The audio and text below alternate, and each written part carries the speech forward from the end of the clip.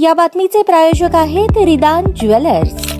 आमच्याकडे 24 crate, 22 crate, 20 crate आणि 18 कॅरेटचे सोन्याचे हॉलमार्कचे दागिने मिळतील। HUID नंबर प्रमाणित दागिन्यांसाठी GST बिल घेणे अनिवार्य।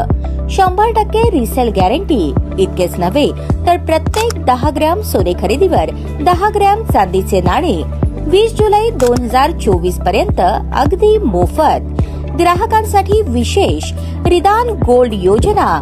ग्राहकांनी सलग 11 हप्ते भरल्यावर 12वा हप्ता आम्ही भरणार। त्याची रक्कम 1000च्या पुढे कितीही। मजुरीवर 50% सूट देखील मिळेल। पत्ता रिदान jewellers, 133 new तिरेगाव, Chandni Chowk, forest, Solapur.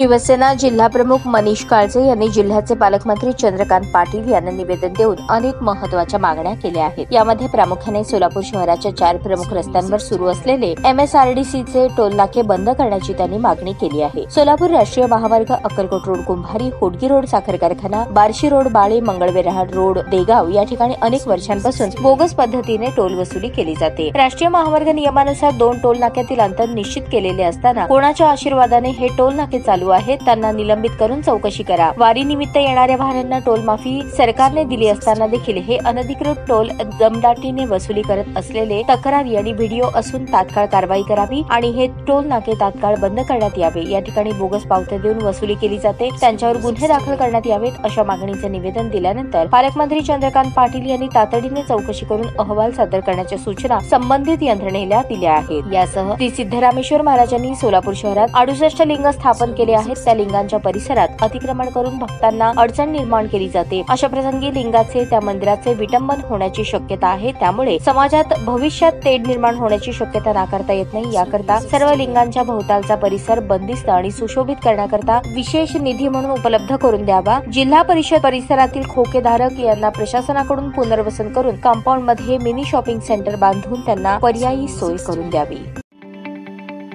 ताज्या बातम्या पाहण्यासाठी प्राईम महाराष्ट्र न्यूज चॅनलला सबस्क्राईब करा।